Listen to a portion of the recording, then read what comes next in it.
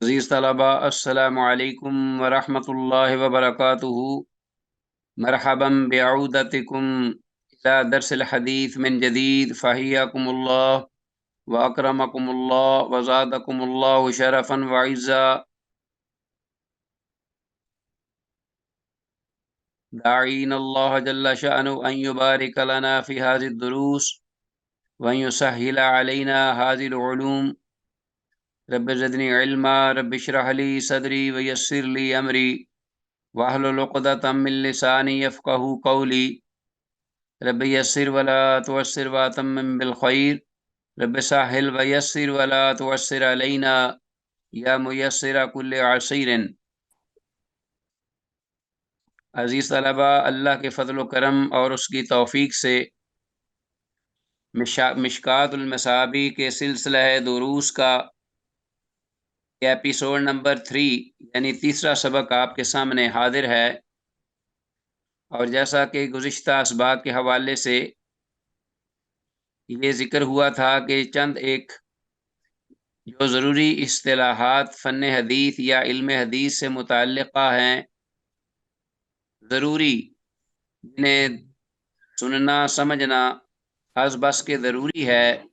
اس بارے میں یہ ابتدائی اسباق انشاءاللہ آپ کے گوش گزار کیے جائیں گے۔ باتیں ہیں آج ہمارا یہ تیسرا سبق حدیث کے حوالے سے دیکھتے ہیں کہ ہماری جو پہلی حدیث ہے مشکوٰۃ المصابیح میں جو ذکر ہوئی ہے وہ کون سی حدیث ہے جو آپ کے سامنے موجود ہے۔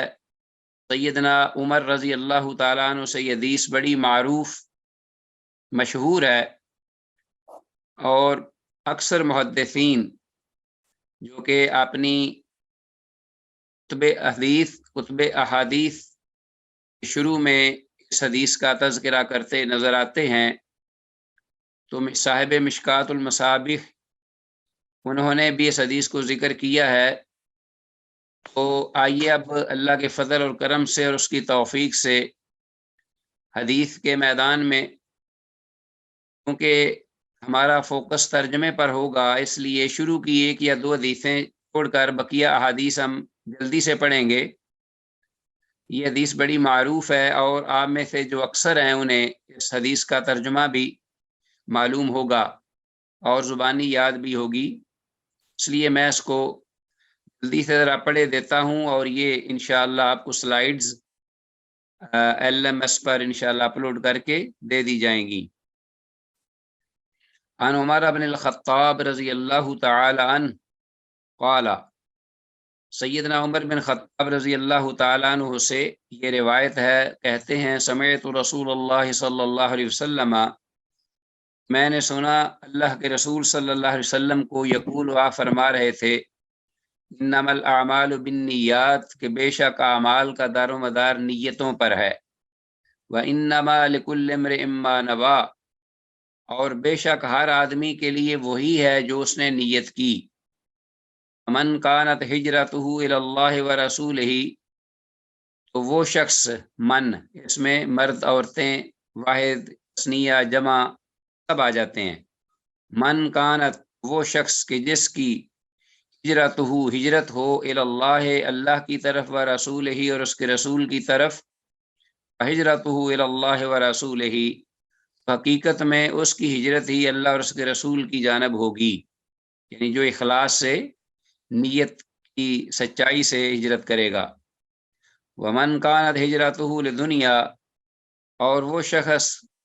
جس کی ہجرت ہوگی لدنیا دنیا کے حصول کے لیے، یصیبھا کہ وہ اس دنیا کو حاصل کر لے پا لے، اب امرأۃ یا کسی عورت کے لیے، ینکحھا کہ اس سے نکاح کر لے، اس لیے وہ ہجرت کرتا ہے، فہجرتہ الی ما ہاجر الیہ، اس کی ہجرت اسی جانب ہوگی جس کے لیے اس نے ہجرت کی یا جس کی خاطر اس نے ہجرت کی۔ متفق علیہ، اس حدیث کو امام بخاری اور امام مسلم نے روایت کیا ہے۔ اس حدیث کو عزیز طلبہ مقدم رکھنے کی وجہ کیا ہے؟ جیسا کہ میں نے کہا کہ بہت سارے محدثین نے اپنی کتب حدیث کا آغاز اس حدیث سے کیا ہے۔ کیا وجہ؟ علماء محدثین اس حدیث کو اس لیے پہلے ذکر کرتے ہیں تاکہ طالب علم اپنی نیت کو اللہ تعالیٰ کی رضا اور خوشنودی کی خاطر خالص رکھے اور تعلیم کے حصول کے لیے دوسرا کوئی مقصد اس کے سامنے نہ ہو۔ دنیاوی جو علوم ہوتے ہیں ان کے حصول کے تو کئی مقاصد ہوتے ہیں، کوئی کہتا ہے جی میں انجینئر بننا چاہتا ہوں، کوئی کہتا ہے جی میں سائنسدان بننا چاہوں گا، کوئی کہتا ہے جی میں ڈاکٹر بننا چاہتا ہوں، کوئی کہتا ہے میں لائر یا جج بننا چاہوں گا، کوئی کہتا ہے کہ میں فوجی افسر بننا چاہوں گا۔ تو یہ سارے مقاصد ہیں، لیکن دین کے معاملے میں جو بھی مقصد ہوگا وہ سامنے ہوگا اللہ کی رضا اور خوشنودی کا حصول۔ یہ چونکہ انبیاء علیہ السلام کی چھوڑی ہوئی ورثہ ہے، اور العلماء ورثۃ الانبیاء، علماء انبیاء کے وارث ہیں۔ امام ابن رجب الحنبلی رحمہ اللہ فرماتے ہیں یہ ان احادیث میں سے ہے کہ جن پر دین کا دار و مدار ہے، یہ انما الاعمال بالنیات والی حدیث جو ہے۔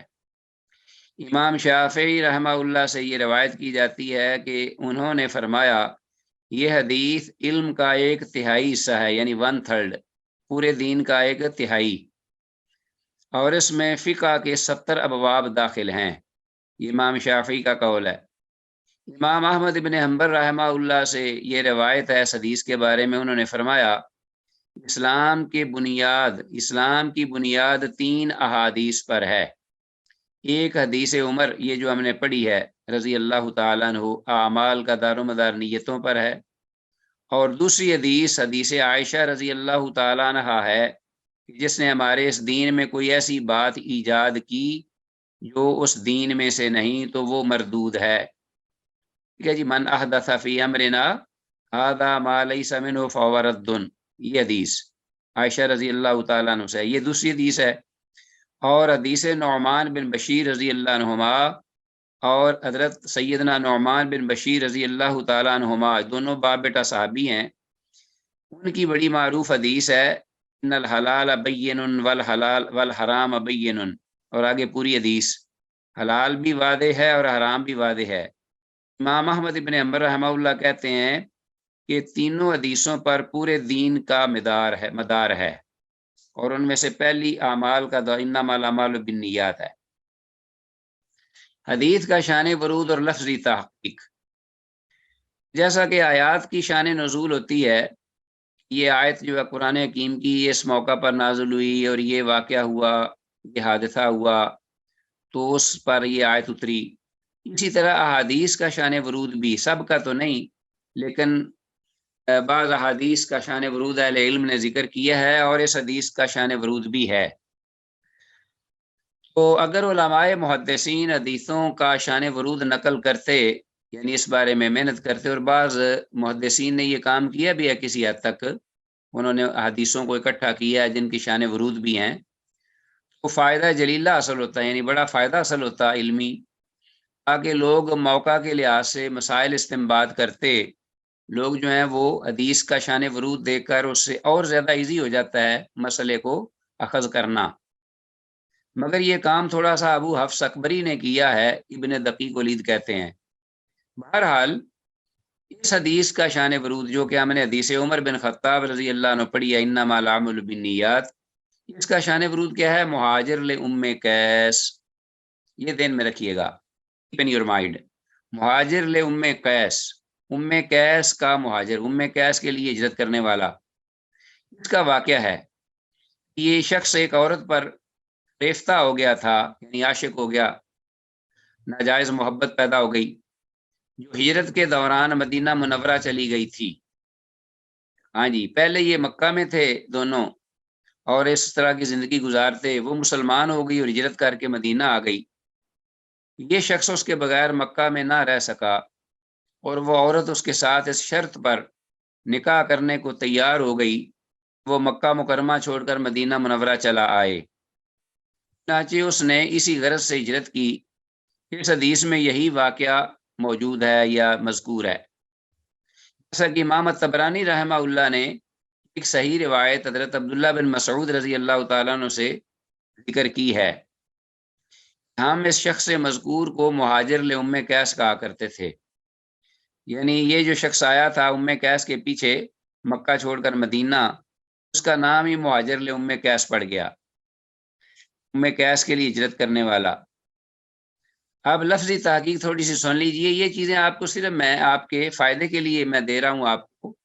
یہ نہیں ہوگا کہ آپ اس کو رٹا لگا کر اس کو یاد کریں زبانی، یا آپ کو اس امتحان میں اسے ہلکا پھلکے جو آگے سوالات ہیں وہ شاید ان میں سے چاند کم پوچھیں گے، لیکن یہ ہے کہ مزید آپ کی یہ علم معلومات کے طور پر یہ میں نے یہ جو معلومات ہیں یہ اکٹھی کی ہیں آپ کے لیے اختصار سے، بہت ہی مختصر۔ اس حدیث کی لفظی تحقیق بعض الفاظ، حدیث میں انما الاعمال کہا گیا ہے، انما الافعال نہیں کہا گیا، افعال کا معنی بھی اعمال ہے، فعل کی جمع افعال، تو اعمال کیوں کہا گیا؟ فرق یہ ہے اعمال اور افعال میں، اعمال کے لیے دوام و استمرار ضروری ہے، مطلب یہ ہے کہ ہر دفعہ اس کام پر نئے سرے سے نیت ضروری ہے۔ اگر افعال ہوتا تو ایسا نہ ہوتا، کیونکہ جو بھی شرعی عبادت ہوگی نا، جو بھی جس پر ثواب اور اجر ہوگا، اس کے لیے نیت کرنی ہوتی ہے، نیت ضروری ہے۔ جا کہ عام دنیاوی معاملات جو ہیں، اپنے پانی پینا ہے، میں نے جی یہاں یہ ذرا روٹی کھا، اب یہ چیز گاجریں آ گئی ہیں پکی ہوئی، واہ اچھی ہیں، میرے سامنے اس کو کھا لوں، اس کے لیے نیت کرنے کی ضرورت نہیں۔ یہ سارے افعال ہیں انسان کے، جو کہ حرکات و سکنات ہیں زندگی کی، لیکن جب اعمال کہا گیا ان کا تعلق جو ہے وہ ان اعمال سے کہ جن پر اجر اور ثواب ہوتا ہے، شرعی اعمال، تو اس کے لیے نیت، مثلا نماز پڑھنی ہے، اب میں نے روزہ رکھنا ہے، اب میں نے یہ زکوٰۃ بھی دینی ہے، نیت کرے انسان کس لیے دے رہا ہے، کس کے لیے، اللہ کے حکم کی بجرا، یہ میں نے اب وضو کرنا ہے، وضو کرنا ہے نماز کے لیے، نیت ضروری ہے، تو اس لیے یہ اعمال کا لفظ اعمال، انما الاعمال بالنیات، افعال نہیں کہا گیا، ٹھیک ہو گیا جی۔ نیت اور ارادہ میں فرق، اب یہ بھی ذرا دیکھ لیجئے، سن لیجئے، یہ کچھ چیزیں اہم تھیں اس لیے میں نے فائدے کے لیے آپ سے کہا ہے، اب ماشاءاللہ پڑھے لکھے ہیں اس لیے جلدی پہ کر لیں گے ان کو۔ نیت کے لیے غرض ضروری ہے لیکن ارادہ کے لیے نہیں۔ اب یہ کہا گیا نا انما الاعمال بالنیات، یہ نہیں کہا گیا کہ انما الاعمال بالارادہ، ارادہ بھی لفظ عربی کا لفظ ہے، نیت بھی عربی کا لفظ ہے، ارادہ اور نیت میں کیا فرق ہے؟ یہ میں نے نیت کی ہے، مطلب یہ کہ میں نے ارادہ کیا ہے، دل کا ارادہ، اس کو نیت کہتے ہیں،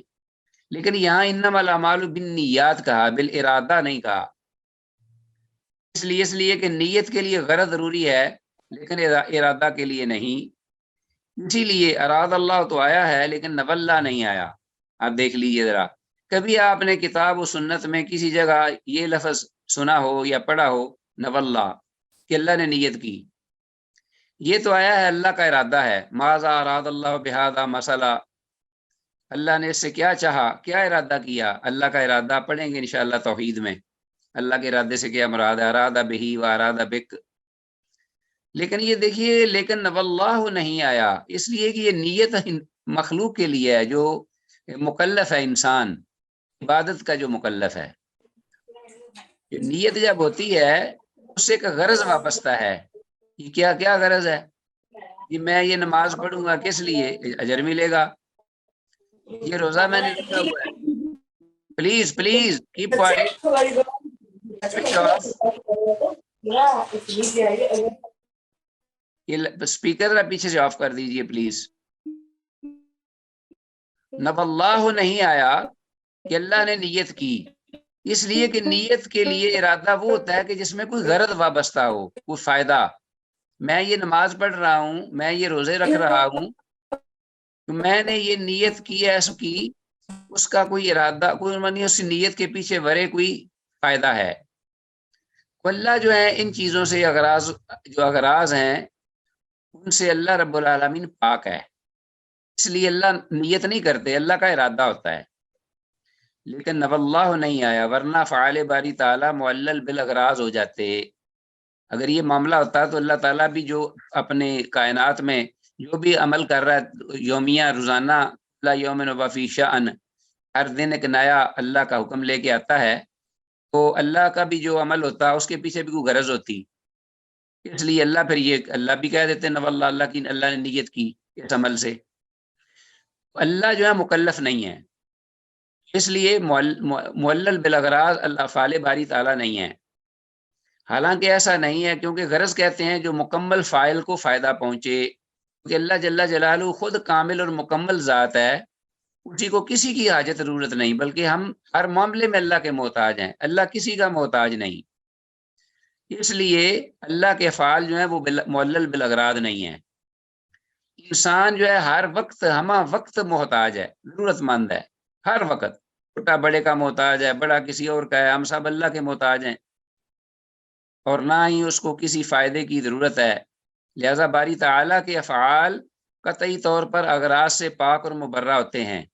البتہ اللہ تعالیٰ کے ہر کام میں اس کے بندوں کے لیے مصلحت اور فائدہ اور حکمت ضرور ہوتی ہے، اس میں کوئی شک نہیں کہ اللہ کا کوئی بھی حکم جو ہے یا عمل جو فعل ہے، اللہ کا عمل نہیں فعل، اس میں کوئی نہ کوئی مصلحت بندوں کی ضرور ہوگی، ابس نہیں ہوگا۔ لو جی اب ایک نئی بات آ جاتی ہے آگے، فائدہ۔ نیت دل کے ارادے کا نام ہے، یہ ہماری بات ہو رہی ہے اب، اللہ جل شانہ کے بارے میں نہیں۔ ہماری جو نیت ہے وہ ہمارے دل کا نام ہے، یہ دل کے ارادے کا، ہمارے دل کے، کیونکہ الفاظ میں نیت ضروری نہیں، کیونکہ جو ہمارا جو نیت ہے نا اس کا محل کیا ہے، کون ہے، کیا چیز ہے، دل۔ ہماری نیت کا جو محل ہے وہ دل ہے، نیت صرف دل میں ہوتی ہے، زبان سے کبھی نیت نہیں ہوئی۔ یہ جو لوگ نیت زبان سے کرتے ہیں یہ جاہل ہیں، یہ نیت نہیں ہے، یہ تو اقرار ہے، زبان کے ساتھ تو اقرار ہوتا ہے، اعتراف، کلام۔ نیت تو دل کے ارادے کا نام ہے، جو کہ کسی کو پتہ نہیں چلتا کہ تیرے دل میں کیا ہے، کسی کو پتہ نہیں، سوائے علیم بذات الصدور کے، اللہ رب العالمین کے، کسی کو پتہ نہیں میرے دل میں کیا ہے، آپ کے دل میں کیا ہے۔ تو نیت دل کے ارادے کا نام ہے، اور جو ہی وہ زبان پہ آئے گا تو وہ نیت نہیں رہے گی، وہ اعتراف ہو جائے گا یا وہ اقرار ہو جائے گا، اقرار باللسان، تصدیق بالجنان، وعمل بالارکان، یہ ایمان ہے، آگے آ رہا ہے۔ الفاظ میں نیت ضروری نہیں، اس لیے وہ کہتے ہیں کہ نیت کرتے ہوئے الفاظ نہیں بولنے چاہیے، نیت کی 30 نماز دی، نماز پڑھنے واسطے خدا تعالیٰ دے منہ قبلہ شریف، پتہ نہیں کیا کیا کہاں سے یہ ڈگوسلے لے آتے ہیں اور عبادت میں اس کو ایڈ کر لیتے ہیں، وَالْعِيَاذُ بِاللَّهِ۔ تو کوئی بھی نیت عربی میں بنائی ہوئی ہو یا گھڑی گئی ہو، یا یہ ہے کہ پنجابی میں ہو یا اردو میں، پوری نماز جو ہے وہ عربی میں ہے، اور اللہ کے رسول صلی اللہ علیہ وسلم کی عبادات میں کہیں بھی الفاظ موجود نہیں ہیں۔ اور صاحب یہ آپ نے اعوذ باللہ بولا ہے کہ نعوذ باللہ بولا؟ نعوذ باللہ، نعوذ باللہ بھی ٹھیک ہے، اعوذ باللہ بھی ٹھیک ہے، نعوذ کا میں معنی اپنا ہم پناہ طلب کرتے ہیں، میں نے آپ کو بھی شریک کیا ہے اس میں،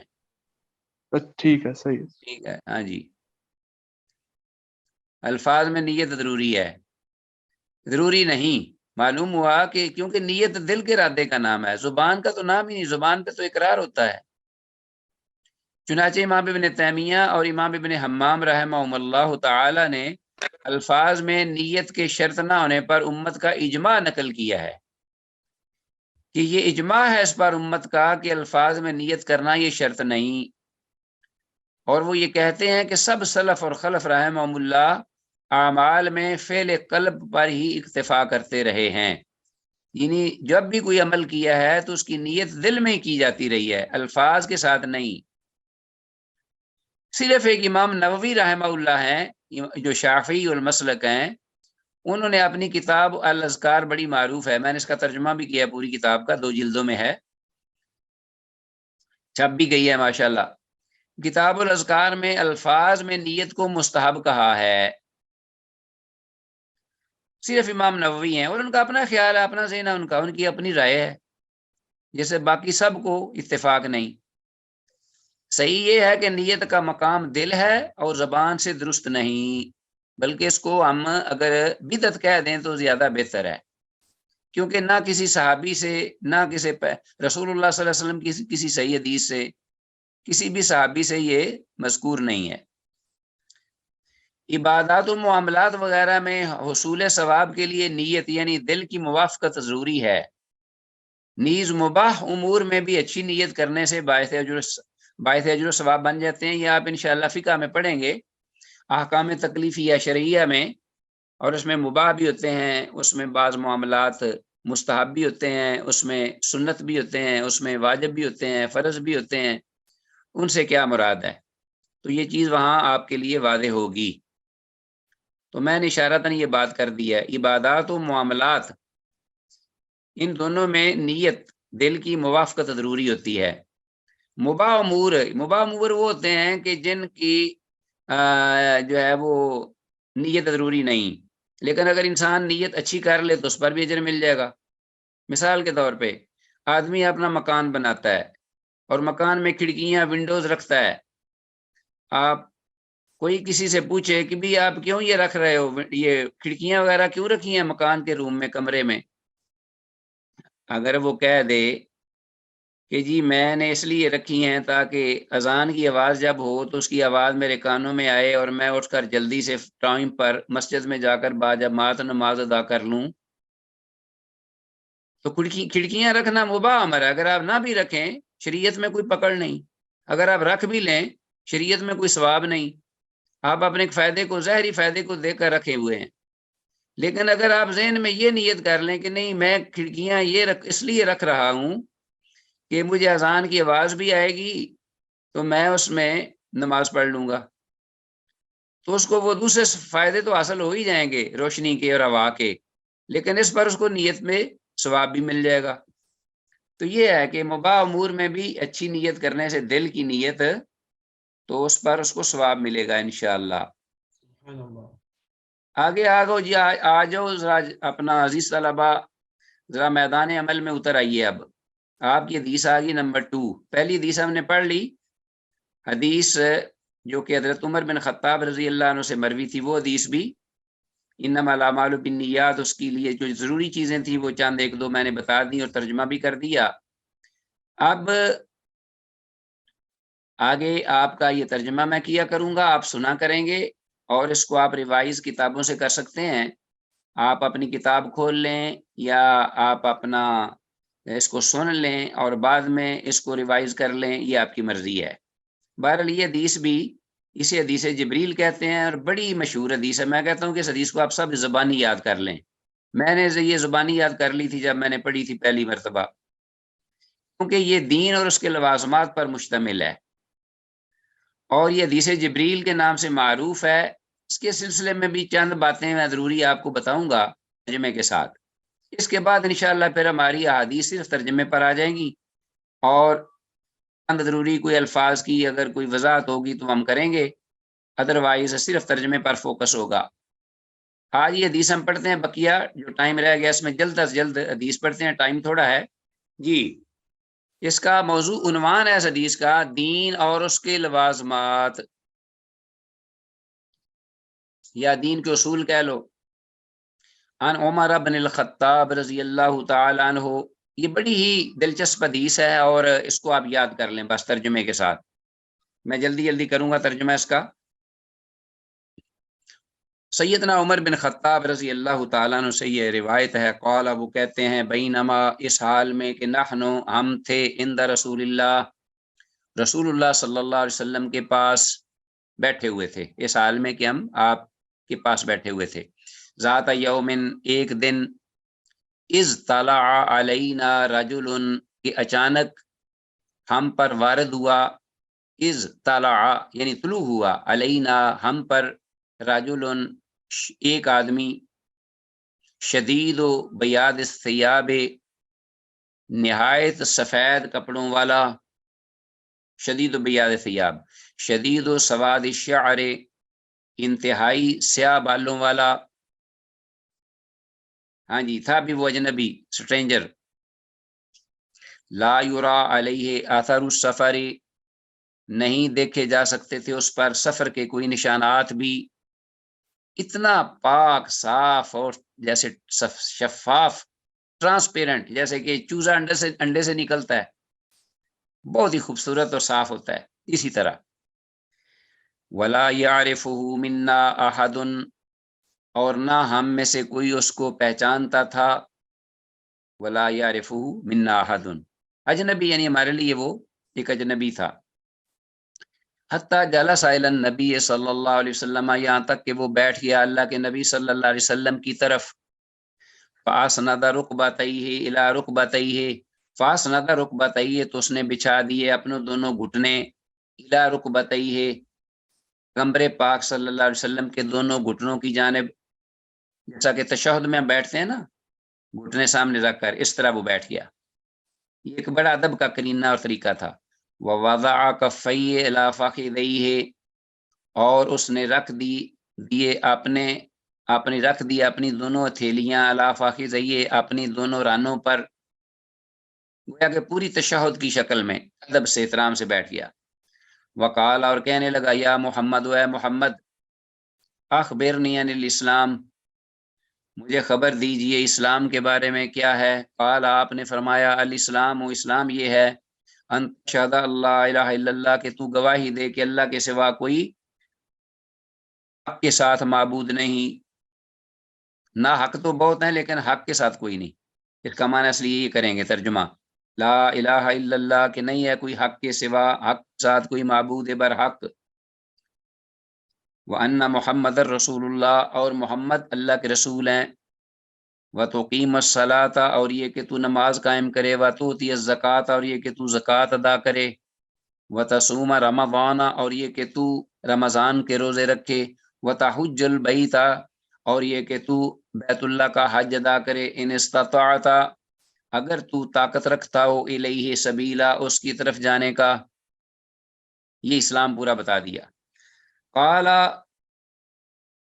کہتے ہیں راوی، وہ سائل کہتے ہیں جنہوں نے سوال کیا تھا، وہ اجنبی جو بیٹھے ہوئے تھے سامنے، انہوں نے کیا کہا؟ قال صدقتا، آپ نے سچ کہا۔ ہاں جی، سوال جنہوں نے کیا وہ جو تھے آنے والے، انہوں نے جب یہ سنا تو کہتے ہیں صدقتا، آپ نے سچ کہا اللہ کے رسول۔ فعجبنا لہ، حضرت عمر رضی اللہ عنہ جو حدیث کے راوی ہیں وہ کہتے ہیں ہمیں بڑا تعجب ہوا، فعجبنا لہ، اس پر، کہ یسألہ، کہ وہ پوچھتا بھی ہے، ویصدقہ، اور وہ تصدیق بھی کرتا ہے آپ کی، یعنی آپ سے پوچھتا بھی ہے، یسألہ ویصدقہ، اور آپ کی تصدیق بھی کرتا ہے۔ پھر سوال کرنے کا کیا مقصد؟ پتہ ہے تو تصدیق بھی کر رہا ہے۔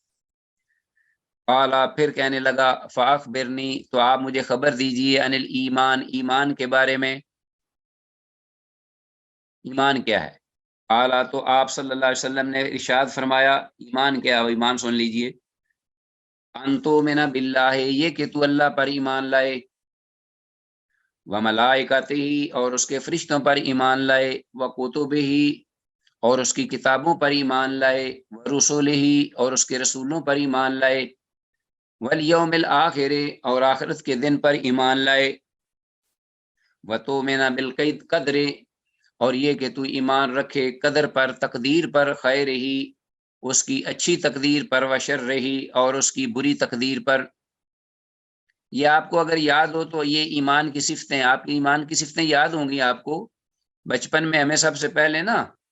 مسجد میں ایمان کی مجمل اور مفصل صفتیں جو ہیں وہ بیان کیا یاد کرایا کرتے تھے کلمہ توحید کے بعد، ایمان کی مجمل اور مفصل، یعنی اب آپ کو یاد ہیں کہ نہیں؟ مجمل سر کیا ہے؟ یاد ہے، ایمان کی یہ تب مجمل سے ہی یاد ہے۔ جی، میں نے کہا سر یاد ہے، یہ آپ کی بات ٹھیک ہے کہ ہم شروع سے اسی کو رٹا لگاتے ہوتے تھے پہلے۔ اچھا، ماشاء اللہ۔ آمنت باللہ کما و اسمائہ و صفاتہ وقبلت جمیع احکامہ اقرار باللسان و تصدیق بالقلب، ایمان مجمل ہے۔ اور ایمان مفصل، آمنت باللہ و ملائکتہ و کتبہ و رسلہ والیوم الآخر والقدر خیرہ و شرہ من اللہ تعالی والبعث بعد الموت، ایمان مفصل ہے۔ یہ حدیث میں یہ ذکر ہے، اللہ کے رسول سے جب اسلام کا سوال ہوا تو آپ نے وہ ارکان اسلام جو پلرز آف اسلام ہے، جو سیدنا عبداللہ بن عمر رضی اللہ عنہ کی حدیث میں بھی معروف ہیں کہ بنی الاسلام علی خمس، شہادت واللہ الہ الا اللہ، آخر تک آگے حدیث آ رہی ہے، تو وہ آپ نے اسلام کے جواب میں یہ ظاہری جو عبادات ہیں ان کا تذکرہ کیا، اور جب ایمان کے بارے میں سوال ہوا تو آپ صلی اللہ علیہ وسلم نے ایمان کی جو صفات ہیں وہ بیان فرما دی، یہ ساری وانتو میں بالقدر خیری و شرہی قالا۔ اب جو سائل ہیں جنہوں نے سوال کیا تھا کہ ہمیں اللہ کے رسول ایمان کے بارے میں بتاؤ، انہوں نے کہا، سن کر کہا اسی طرح پہلے کی طرح، صدق تھا کہ آپ نے سچ کہا۔ قالا، پھر سائل جو ہیں وہ کہنے لگے، سائل جو آنے والا تھا اسٹرینجر، وہ اجنبی، وہ کہنے لگا فاخبرنی عن الاحسان، کہ اللہ کے رسول صلی اللہ علیہ وسلم مجھے خبر دیجئے احسان کے بارے میں، احسان کیا ہے؟ قال، آپ نے فرمایا ان تعبد اللہ انک تراہ،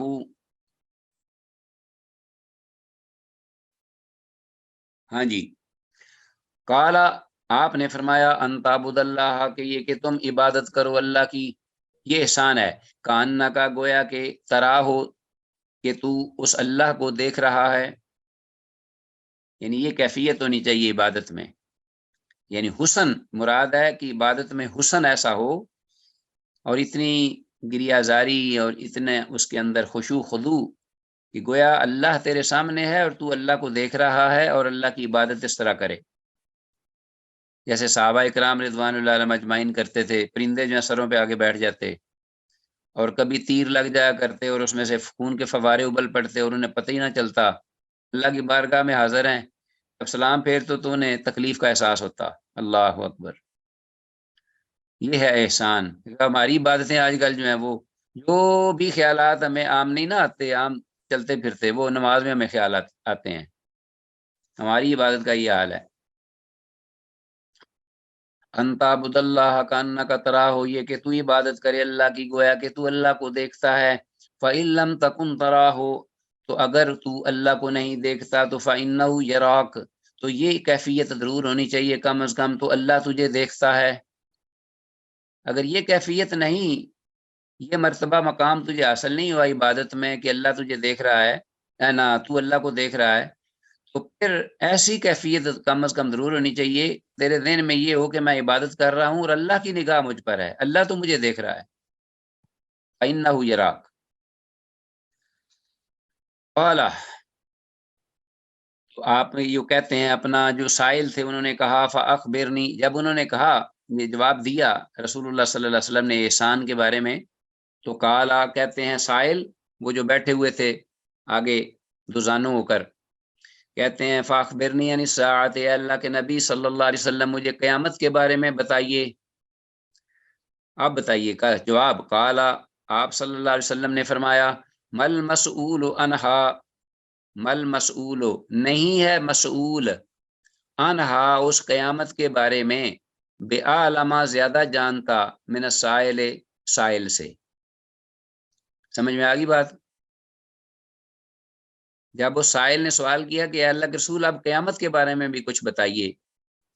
ایمان، اسلام، ایمان اور احسان کے بارے میں تو بتا دیا، قیامت کے بارے میں بتائیے، تو رحمت للعالمین نے سوال کے مطابق جواب دیا، پوائنٹ۔ قیامت کی جو بات ہے وہ تو مل مسئول عنہا بعلم من السائل، جس سے سوال کیا جا رہا ہے، یعنی میں اس بارے میں زیادہ نہیں جانتا اس سے جو سوال کر رہا ہے، گویا کہ نہ تجھے معلوم ہے نہ مجھے معلوم ہے، لا یجلیھا لوقتھا الا ھو، وہ صرف ان اللہ عندہ علم الساعہ، وہ آگے آ رہا ہے، اس کا علم صرف اللہ ہی کے پاس ہے، نہ تو جانتا ہے نہ میں جانتا ہوں۔ قالا، جب یہ ٹو دی پوائنٹ جواب اس نے سنا تو کہتا ہے قالا فاخبرنی عن اماراتھا، میں یہ تو نہیں چاہ رہا تھا کہنا کہ کس دن، کس وقت، ایگزیکٹ کس ٹائم میں وہ قیامت آنے والی ہے، مجھے صرف یہ خبر دیجئے ان اماراتھا، اس کی کچھ علامات بتا دیجئے، امارات، امارات ان کی جمع امارات، علامت، ٹریٹ جسے کہتے ہیں سائنز آف آور، اس کی کچھ علامات بتا دیجئے۔ اخبرنی ان امارات یا قالا، تو آپ نے فرمایا سنو۔ اب ویسے تو اگر احادیث میں آپ انشاءاللہ پڑھیں گے تفصیل سے کہ قیامت کی علامات کچھ بڑی ہیں، بگ کچھ سائن چھوٹی ہیں، چھوٹے سائنز ہیں، کچھ بڑے سائنز ہیں، بہت ہی تفصیل سے دی گئی ہیں یہ چیزیں، لیکن چند ایک اللہ کے رسول نے یہاں اس وقت بیان فرمائی جو رونگٹے کھڑے کر دینے والی ہیں۔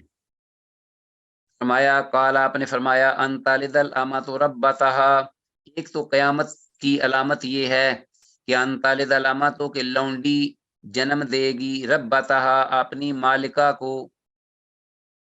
لونڈی اپنی مالکہ کو جنم دے گی۔ اس کے آگے توجیہات انشاءاللہ میں بتاؤں گا، فی الحال آپ اس کا معنی صرف ذہن میں رکھیے گا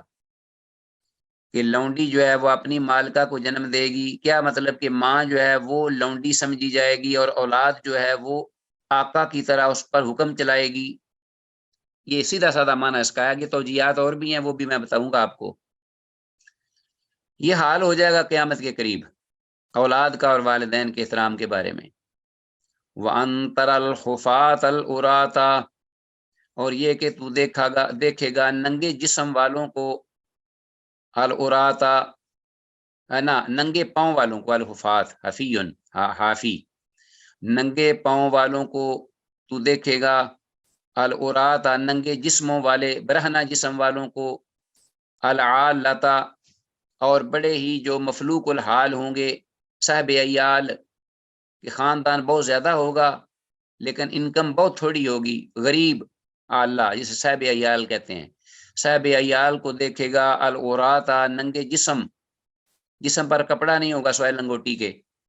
والحفاتا اور ننگے پاؤں بھی ننگے ہوں گے، غربت کا یہ عالم ہوگا۔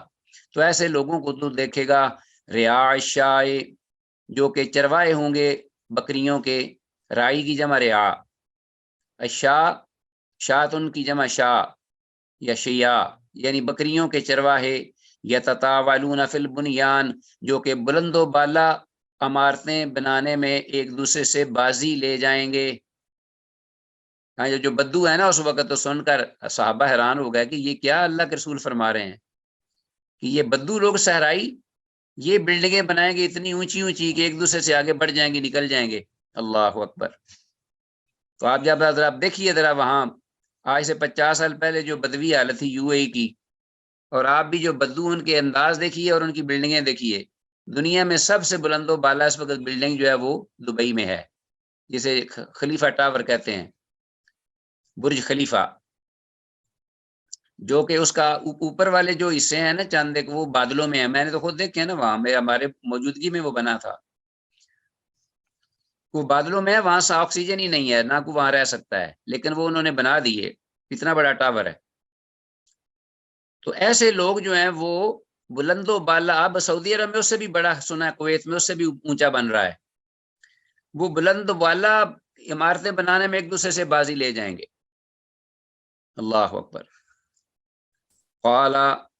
کہتے ہیں سمن طلاق یعنی راوی، اب یہ عمر بن خطاب جو رضی اللہ عنہ جو حدیث بیان کر رہے ہیں وہ کہتے ہیں قال، یہ قال وہ ہیں قائل، سمن طلاق پھر وہ چلا گیا آدمی، یا آپ صلی اللہ علیہ وسلم چلے گئے، سمن طلاق یعنی وہ جو سائل تھا آیا تھا نا اجنبی، جو ہم میں سے کوئی بھی اس کو نہیں پہچانتا تھا، خوبصورت بال، سیاہ اور سفید انتہائی لباس،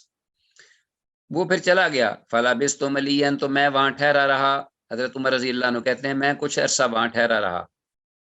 وہیں اسی جگہ پر۔ ثم قال علی پھر رسول اللہ صلی اللہ علیہ وسلم نے مجھے فرمایا، یا عمر اے عمر، اتدری من السائل کیا تو جانتا ہے کہ سوال کرنے والا کون تھا؟ قلت تو میں نے کہا اللہ و رسولہ اعلم، یہ تھا انداز صحابہ کا، عمر رضی اللہ عنہ جیسے اتنی بڑی ہستی، ملہم اس امت کے ملہم جنہیں الہام ہوا کرتا تھا، اور 18 کے قریب تقریباً ایسے مقامات ہیں احادیث میں محدثین نے ذکر کیے ہیں کہ عمر رضی اللہ عنہ نے بات کی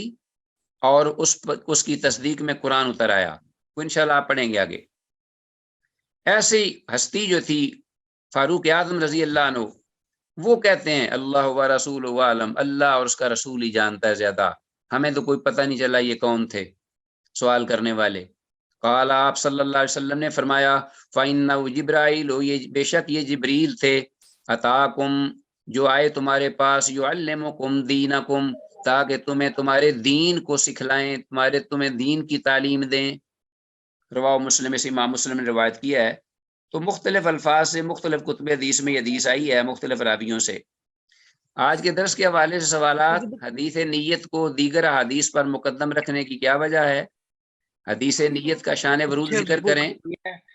نیت کرنے کا اصل محل کیا ہے؟ زبان یا دل؟ چلیں جی، اس کے ساتھ ہی آج کا یہ ہمارا لیسن اختتام پذیر ہوا اللہ کی توفیق سے، اور اس دعا کے ساتھ کہ جو کچھ سنا ہے اللہ اس کو سمجھ کر اس پہ عمل کی توفیق دے۔ واللہ اعلم بالصواب، وإلی اللقاء، والسلام علیکم ورحمۃ اللہ وبرکاتہ۔